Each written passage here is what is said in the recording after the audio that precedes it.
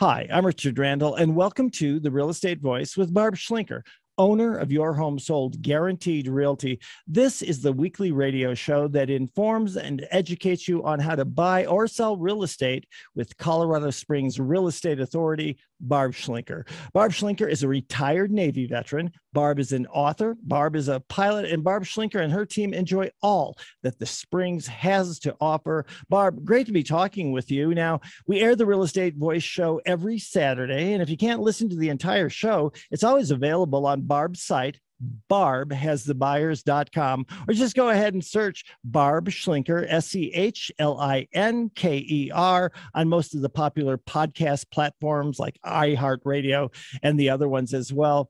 Barb, every week the Real Estate Voice covers great information about people's primary and usually most expensive asset. That's their home. So what will we be talking about today?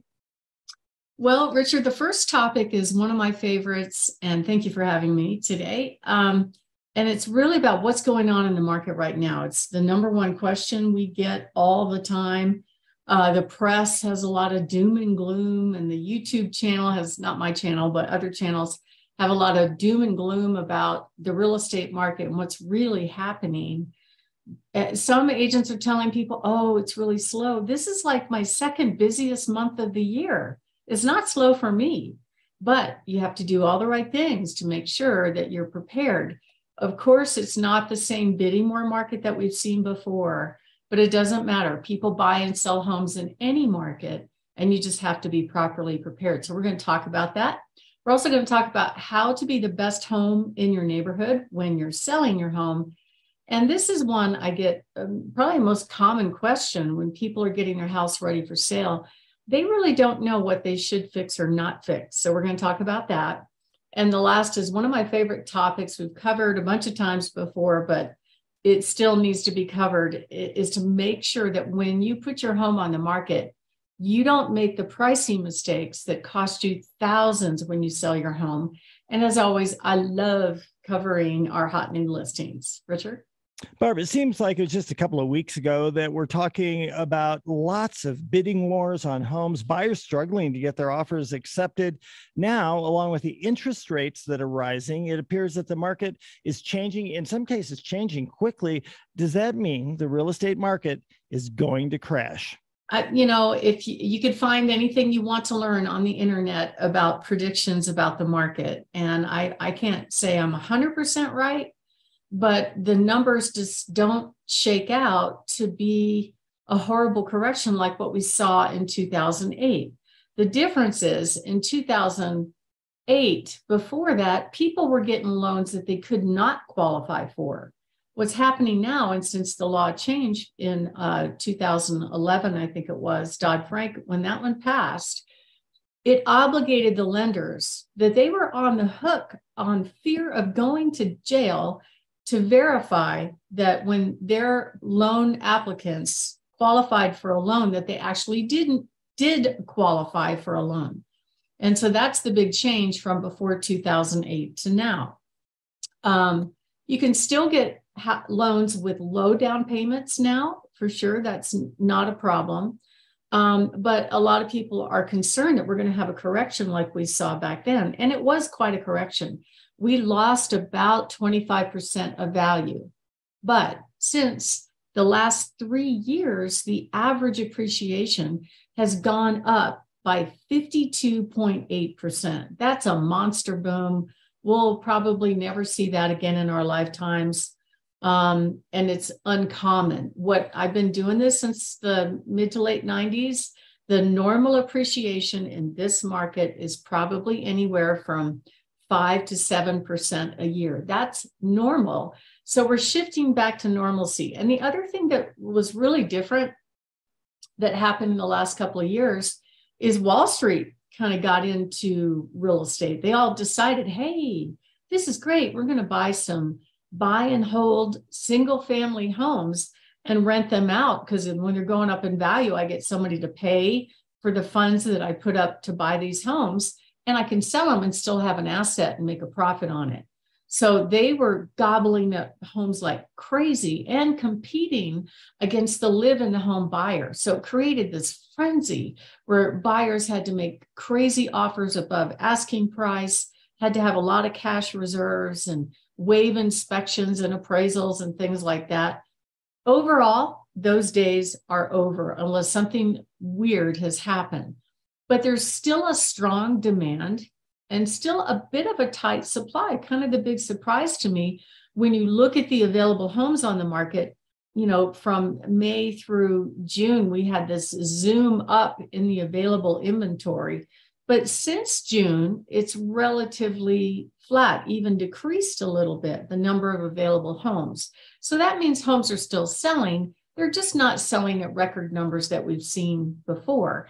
And markets are always based on supply and demand, right? If there's an oversupply, low demand, then prices are going to lean towards going down. If there's a shortage of supply, prices are going to lean towards going up.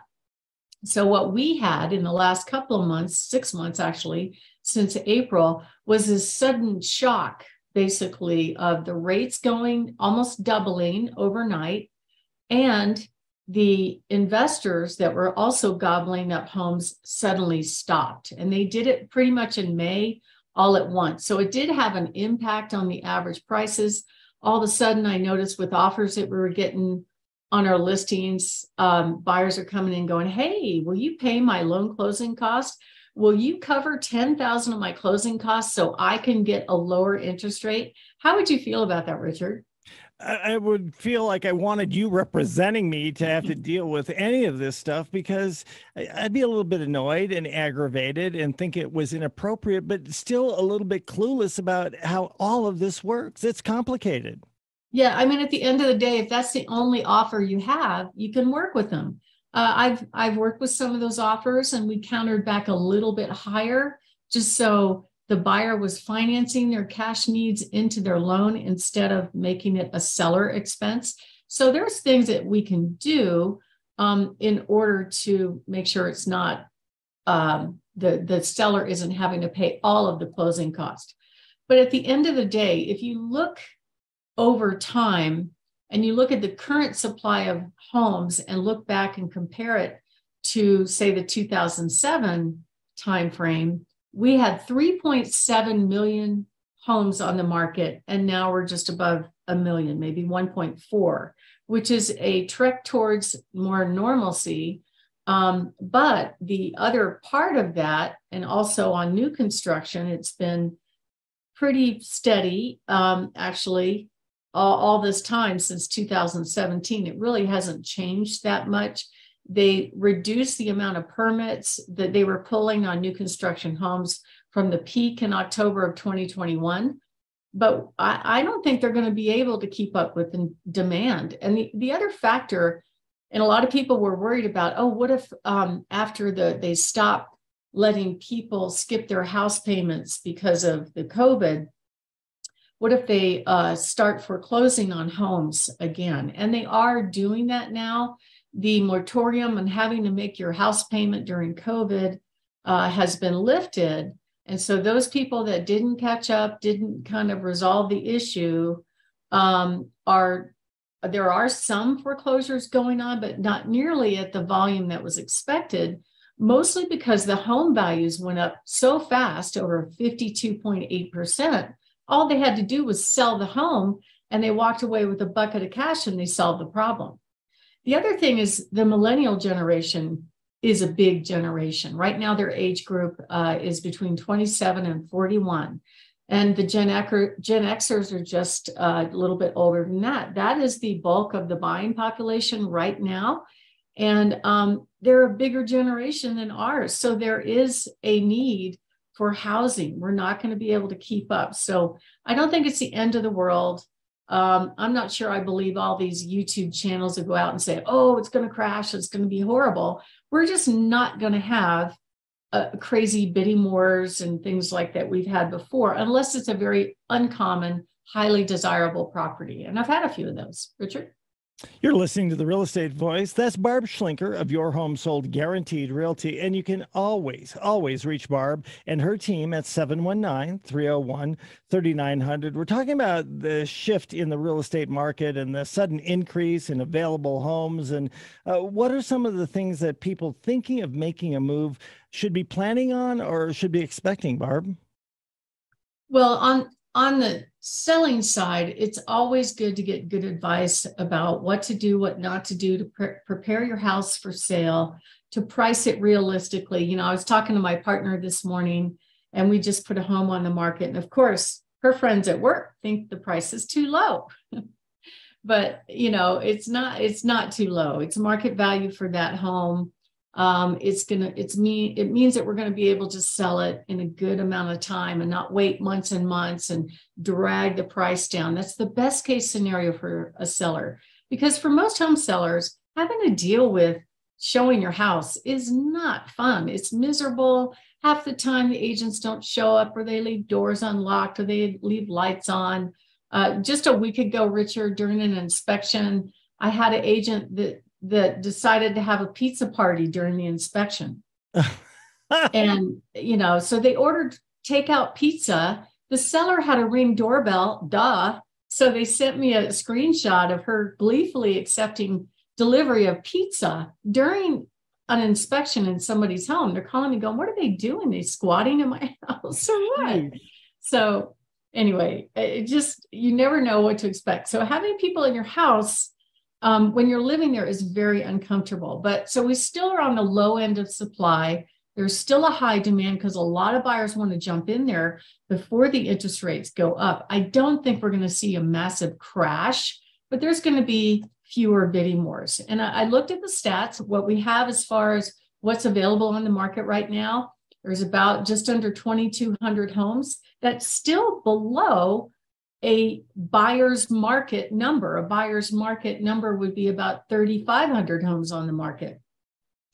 And, you know, the Pikes Peak Association of Realtors indicated that 21% of home sellers that have their house on the market in the past week dropped their price. And the reason they did that is that they're looking backwards at higher prices and bidding wars and thinking, well, my house is worth that much. They're not getting really good advice from their real estate agents. Or I talked to one seller just the other day that told me her agent keeps telling them, oh no, the price is fine. Keep the price high when they want to lower the price to get it sold, which makes no sense to me.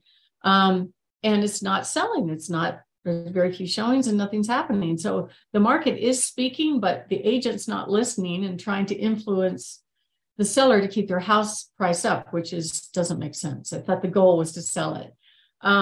But last week, 14% of home sellers got contracts and about 16% sold. So the number of contracts that we're seeing right now have dropped. I talked to somebody that works for a builder. They said, yeah, the number of new starts that we're working on has dropped quite a bit by about 2/3 on new construction. So it is going to correct. We're probably towards the tail end of the correction, but it's going to normalize. It's not the end of the world. And if you're a buyer looking for a home, I just had this happen last weekend, that the agent called and said, hey, my buyer's interested. We want to make an offer. Great. Sounds good. And then we got another, he asked me, are you expecting offers? I said, I did have another agent saying they're going to bring me an offer. So that call took place on Saturday. Sunday comes, the one agent brought the offer, but the one that called me didn't. And then that one sent a snarky text on Monday saying, well, I was going to bring an offer, but looks like it's already under contract. I guess we'll move on. It's like, don't wait. If you see something you like, chances are somebody else is going to like it. So make sure you make an offer. And also, if you're selling a home, it's always best to price it realistically versus optimistically. That way you can rip the Band-Aid off of showing very quickly. I'm not saying underprice the home. I'm saying price it right to get it sold. And it's going to work just fine. It's not a buyer's market yet. And if you are thinking of selling, give us a call at 719-301-3900 or go to barbhasthebuyers.com. Richard? You're listening to the Real Estate Voice. That's Barb Schlinker of Your Home Sold Guaranteed Realty. And if you're thinking of making a move, call Barb and her team at 719-301-3900 or go ahead and visit barbhasthebuyers.com. When we come back, we'll be discussing how to be the best home in your neighborhood when you're selling your home and why that is so important. Stay tuned for that.